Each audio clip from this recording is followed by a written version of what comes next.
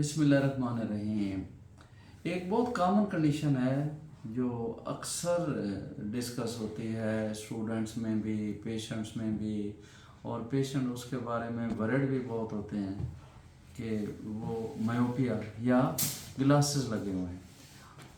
अब जो young age में कोई भी रिफ्रैक्टिव एरर हो सकती है, मायोपिया भी हो सकता है, हाइपरमेट्रोपिया भी हो सकता है और मिक्स भी हो सकता है।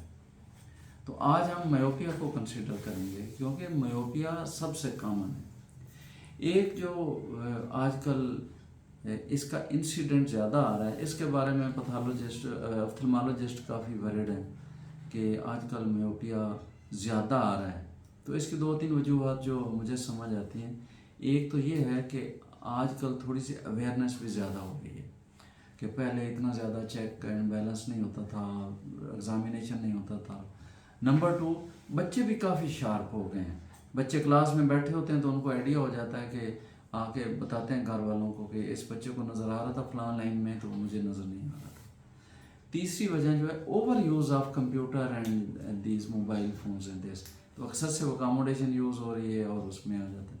और नेक्स्ट जो है वो जो क्लोज जो हैं इंस्टीट्यूशन एजुकेशन के बच्चों के, जिनमें सूरज की रोशनी कम पड़ती है, एक एक बिल्डिंग, छोटी सी बिल्डिंग में स्कूल बने हुए हैं, तो इसलिए सन एक्सपोजर जो है for the some period of the time वो कार्निया के जो कोलेजन फाइबर हैं उनकी स्ट्रेंथ के लिए ज़रूरी है, और वो भी फैक्टर इसमें शामिल है। दुनिया में एक दो रिसर्चेज हुई हैं जिसमें ये साबित किया गया है कि वो लोग जो थोड़ा सा सन एक्सपोज होते हैं, सूरज की रोशनी में एक्सपोज होते हैं, उनको मायोपिया कम होता है। और जो इस तरह के सिस्टम में रहते हैं, इनडोर एक्टिविटीज़ जैसे मैंने पहले बताया, उन लोगों को मायोपिया ज़्यादा होता है। तो अब हम देखते हैं कि मायोपिया होता क्या है, जिसको हम शॉर्ट साइटेडनेस भी कहते हैं। मायोपिया ये होता है कि जब भी कोई आप ऑब्जेक्ट देखते हो, फर्ज करें ये मैं डायग्राम से समझाता हूँ कि दो रे ऑफ लाइट एक ऑब्जेक्ट से आ रही हैं। ये एक ऑब्जेक्ट है, ये कार्निया से पास हुई, फिर लेंस से पास हुई, फिर आके मिड ऑफ द विट्रियस या रेटिना से पहले आके इन्होंने इमेज बना दिया। इन्होंने इमेज उल्टा बना दिया। ये एरो देखें ना, इसका हेड अप है, इमेज इधर उल्टा बन गई। लेकिन हमको सीधा इसलिए नज़र आता है कि ये सारे सिग्नल ब्रेन में जाएंगे तो फिर ये इमेज हमें सीधा नज़र आता है, लेकिन आँख में इमेज ये उल्टा बन रहा है। अब ये इमेज इधर भी हो सकता है, इसकी लेयर के साथ भी हो सकता है, दो जगह पे भी हो सकता है, तो फिर अस्टिग्मेटिज्म हम कहेंगे। अब ये इधर image mid of the vitreous या in front of the retina क्यों बन रहा है, तो यही मायोपिया है। तो ये एक तो ये वजह हो सकती है कि उसका कार्निया इतना ज़्यादा स्टीपर है कि वो इमेज को, इन रेज को कन्वर्ज करके सामने ला रहा है, नंबर 1। नंबर 2, लेंटिकुलर भी हो सकता है कि उसका लेंस इतना ज़्यादा पावर रखता है कि उसने इमेज को इधर फोकस कर दिया। नंबर 3, आँख ही बड़ी है, आँख का साइज ही बड़ा है कि वो इमेज को रेटिना में अकोमोडेट करने की बजाय इधर हो गई, और इससे भी बड़ा साइज हो सकता है आँख का। तो ये हो गया एक्सियल मायोपिया। तो इस तरह हम कह सकते हैं कि ये एक्सियल मायोपिया है अगर इमेज इसलिए अंदर बन रहा है कि आँख का साइज ही बड़ा है, लंबी है, तो ये एक्सियल हो गया। और ये लेंस की वजह से तो इंडेक्स कह सकते हैं, इंडेक्स मायोपिया हो गया, और कार्निया की वजह से तो रिफ्रैक्टिव मायोपिया हो सकता है। तो ये सारी कंडीशन मायोपिया की टाइप्स हो सकती है।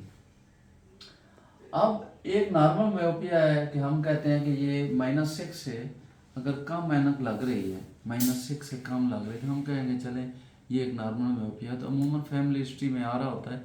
जो पहले चीज़ें मैंने बताई उसमें एक चीज़ और ऐड और भी हो सकती है कि जिन पेरेंट्स में मायोपिया होता है तो बच्चों में भी मायोपिया हो सकता है। तो इसलिए एक तो मैसेज ये है सब दोस्तों के लिए, बहनों के लिए, स्टूडेंट्स के लिए, कि अगर पेरेंट्स में नंबर है तो बच्चों को चेक करवा लेना चाहिए। अगर बच्चे कंप्लेंट नहीं भी करते हैं तो फिर भी बच्चों को चेक करवा लेना चाहिए, क्योंकि फैमिली हिस्ट्री एक अहम चीज़ है कि उसके जेनेटिक सिग्नल कैसे आ रहे हैं। ठीक है, उन बच्चों को चेक करा लेना चाहिए, यानी फैमिली हिस्ट्री भी एक अहम फैक्टर है। अब नॉर्मल जो है मायोपिया उसको हम करेक्ट कर दें ग्लासेस से, whatever the age is, तो उसको करेक्ट करना चाहिए। एज बेशक जितनी मर्जी छोटी है, अगर मायोपिया है तो उसको करेक्ट करना चाहिए, ताकि इमेज जो हम इधर शिफ्ट करके उसके रेटिना पे बनाएं। एक क्वेश्चन कि मैं छोटा बच्चा ये ऐनक कैसे लगाएगा? जैसे मर्जी लगाएं, आपने ऐनक लगानी है, वरना एम्बलायोपिया हो जाएगा।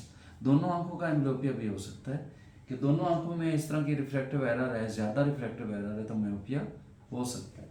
अब इसको ये डिफाइन किया जाता है कि अगर 6 डायोप्टर से ज़्यादा ऐनक लगती है तो वो पैथोलॉजिकल मायोपिया हो सकता है। अगर 26 मिलीमीटर ये एक्सियल लेंथ, यानी ये कार्निया से लेके रेटिना तक का एक्सियल लेंथ ज़्यादा है, तो ये भी अगर 26 मिलीमीटर या इससे ज़्यादा है तो ये हम कहेंगे ये पैथोलॉजिकल मायोपिया। पैथोलॉजिकल मायोपिया इसको इसलिए कहते हैं कि ये इंतहाई डेंजरस है, ये एक डिजीज़ है कि उसमें रेटिना में थिनिंग होगी, रेटिना में लेटर जनरेशन होगी, और रेटिना में और काफ़ी सारे वीक एरियाज होंगे। इसके जो विट्रियस के कोलेजन फाइबर हैं वो वीक होंगे, विट्रियस लिक्विफाइड होगा। तो ये जब भी आई मूव करेगी या पर्सन बजाते खुद मूव करेगा तो ये विट्रियस की जो है ना चेंजेस पोस्चर के साथ, मूवमेंट के साथ ज़्यादा होगी, और ये विट्रियस की ट्रैक्शन जो एक्सर्ट करेंगी रेटिना पे, यानी ये विट्रियस की विट्रियो रेटिना ट्रैक्शन जिनको हम कहते हैं, जब ये एक्सर्ट करती हैं रेटिना पे, रेटिना को पुल करती हैं। अगर ये वीक एरिया है मायोपिया की वजह से, लेटेस्ट है, कोई भी चीज़ है, तो उसमें रेटिना डिटैचमेंट होने के बहुत सारे चांसेस हैं। ब्रेक बन जाएगी, होल बन जाएगा। उस पर हम एक और वीडियो बनाएंगे कि रेटिना डिटैचमेंट क्या होती है और होल क्यों बनता है। तो एक वजह उसकी पैथोलॉजिकल मायोपिया है कि इसमें विट्रियस में चेंजेस होती हैं, रेटिना में चेंजेस होती है, रेटिना लेयर्स में चेंजेस होती हैं, तो उस वजह से, और इसको विट्रियो रेटिनल चेंजेस या मूवमेंट की वजह से ब्रेक हो जाती है, ब्रेक हो गई, टीयर हो गया, तो फिर रेटिना डिटैच हो जाता है। अब जो है, अगर ये पैथोलॉजिकल मायोपिया है, कोरियो रेटिनल चेंजेस है, और बाज़ pathological myopia can lead to neovascularization, choroidal neovascularization भी हो जाती है, और बाज़ का हमें एंटी वेजेफ ही लगाने पड़ जाते हैं, जैसे हम डायबिटीज़ में लगाते हैं, मैकुलर एडिमा में लगाते हैं। इसी तरह अगर pathological myopia leads to choroidal neovascularization, then इसमें भी एंटी वेजेफ लगाए जा सकते हैं, और फिकोडायनामिक जो थेरेपी है वो दी जा सकती है, और लेज़र लगाई जा सकती है अगर न्यू वेसल्स बन जाएं। तो अगर न्यू वेसल्स नहीं बनी और ये जो पैथोलॉजिकल मायोपिया, जैसे मैंने कहा, रेटिना कई जगह पे वीक है और इसका चांस है ये इसका डिटैच होने का या इसमें टीयर होने का, तो फिर जो लेज़र लगती है उसको हम बिराज लेज़र कहते हैं। अब इसलिए जो मायोपिक पेशेंट आता है उसका डायलेट करके एग्जामिनेशन मस्ट है। एक तो ये है कि बच्चों की अमूमन अकोमोडेशन ज़्यादा होती है 18 ईयर्स तक, तो वो डायलेट करने के बाद आप अच्छी ऐनक लगा सकते हो। अगली दफ़ा बच्चा आएगा तो जो आपने कैलकुलेट किया है उसको आप ऐनक लगा दोगे, उसमें मीडियाटिक का इफेक्ट या साइक्लोप्लेजिया का इफेक्ट निकाल के आप उसको ऐनक लगा दोगे। तो दूसरा, आप उसको पूरा डिटेल विट्रियस और रेटिनल एग्जामिनेशन करोगे कि अगर आपको ब्रेक या कोई चीज़ नज़र आई है तो उसमें बिराज लेज़र लगा देनी चाहिए। बिराज लेज़र क्या है? ये वो लेज़र नहीं है जो ऐनक उतारने के लिए, उसको हम दोबारा किसी सेशन में करेंगे। यानी हमने ऐनक को डिस्कस किया कि कनकेव लेंस लगता है जो इमेज को शिफ्ट कर देगा रेटिना के ऊपर, ये कनकेव लेंस है। मायोपिया में कनकेव लेंस लगता है या माइनस लेंस लगता है, तो वो इसको इधर शिफ्ट कर देगा।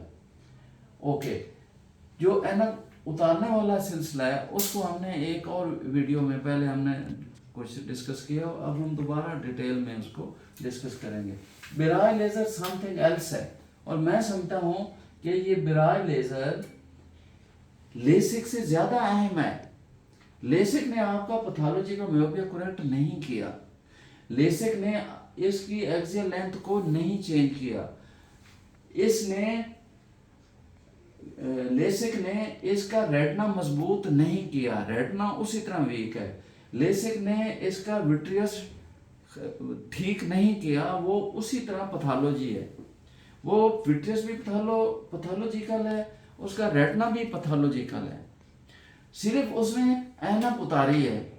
और ऐनक उतारने का एक ही एडवांटेज उसको मिला है कि वो ऐनक के बगैर बंदा फिर रहा है, लेकिन रेटिना डिटैच या जो भी उसके हैं इंसिडेंट्स या उसके खतरात वो उसने उसी तरह मोल लिए हुए हैं अगर वो पैथोलॉजिकल मायोपिया है। अब हम आते हैं मिराज लेज़र क्या है। मिराज लेज़र ये लेज़र है, ये फोटो जो कोआगुलेशन की एक किस्म है। तो हम करते क्या हैं, एक तो इसकी ये टाइप हो सकती है कि फोकल हो सकती है कि आपने कहीं ब्रेक देखी है, वीक एरिया देखे है, लेटर्स देखी है, उसके इर्द गिर्द आपने लेज़र लगा दिए, फोटो कोआगुलेशन लगा दी है। एक तरीका ये है। दूसरा तरीका ये है कि आप इनसे आप फोबिया और मैकुला को बचा के और प्रिफरल जो है रेटिना जहाँ थिन एरिया के चांसेस हैं, बेशक थिन नहीं है, बेशक लेटेस्ट डिजनरेशन नहीं है, आप बिराज लेज़र लगा देते हो। ये एक प्रोटेक्टिव लेज़र है, ये कोरियो रेटिनल एडियंस करती है। बिराज लेज़र क्या करती है, जब लेज़र स्पॉट जाके आरपीई को लगता है तो आरपीई कुछ चेंजेस लाते हैं जो कोरियो रेटिनल एडियंस करते हैं। रेटिना उस जगह पे एडियन होने से मजबूत हो जाता है। अगर इसके नुकसान डेफिनेटली हर चीज़ के मेरिट्स डीमेरिट्स होते हैं। इसके डेंजर्स ये हो सकता है कि आपने सही नहीं लगाई, आपने फोबिया को टच कर दिया, आपको डिस्क को टच कर दिया, आपने ब्लड वेसल को टच कर दिया, वो एक अलग चीज़ है। या आपने ज़्यादा लगा के खुद लेज़र से ब्रेक कर दी रेटिना में, वो एक अलग चीज़ है। लेकिन अगर एक्सपर्ट है बंदा और उसने बिराज लेज़र लगाई है, किस लिए लगाई है, रेटिना को टीयर से, ब्रेक से, डिटैचमेंट से बचाने के लिए ये एक बेहतरीन अमल है। तो जैसे मैंने बताया, ये आरपी सेल को स्टिमुलेट करती है, कोरियो रेटिनल एडियंस करती है, ये एक बेस्ट चीज़ है। और ये फोटो कोआगुलेशन हुई है जो हम डायबिटीज़ में भी लगाते हैं, और जब डिटैचमेंट सर्जरी करते हैं तो उस वक्त में एंडो लेज़र से हम ब्रेक के इर्द गिर्द ये लेज़र लगा रहे होते हैं। लेकिन जब हमने इसको प्रोफाइलैक्टिक लगाना है फॉर द पैथोलॉजिकल मायोपिया, तो फिर इसको हम कहते हैं कि ये बिराज लेज़र है। तो मुझे उम्मीद है कि मायोपिया को मैं अच्छी तरह समझा सका हूँगा, और स्पेशली पैथोलॉजिकल मायोपिया। तो टेक होम मैसेज ये है सब लोगों के लिए कि जब भी मायोपिया फैमिली में हो तो बच्चों को एग्जामन करवाना चाहिए और पूरा एग्जामन करना चाहिए। अगर पैथोलॉजिकल मायोपिया ब्रेक है नहीं है तो बिराज लेज़र लगा देनी चाहिए। लेसिक से बेहतर बिराज लेज़र है। अगर ब्रेक्स हैं, होल हैं और ब्रेक अभी नहीं हुई है, रेटिना डिटैच नहीं हुआ है, फिर भी लेज़र मस्ट है, उसी दिन लगा देनी चाहिए। जब भी आपने वीक एरिया डिटेक्ट किया, मरीज़ को काउंसल करें, उसको बताएं लेज़र लगा दें, उसी दिन ही लगा दें। और ये उसकी ज़िंदगी के लिए इंतहाई बेहतर है, क्योंकि अगर रेटिना डिटैच हो गया तो फिर कॉम्प्लिकेशन बहुत ज़्यादा है और उसकी विजन की रिस्टोरेशन इंतहाई कम हो जाती है।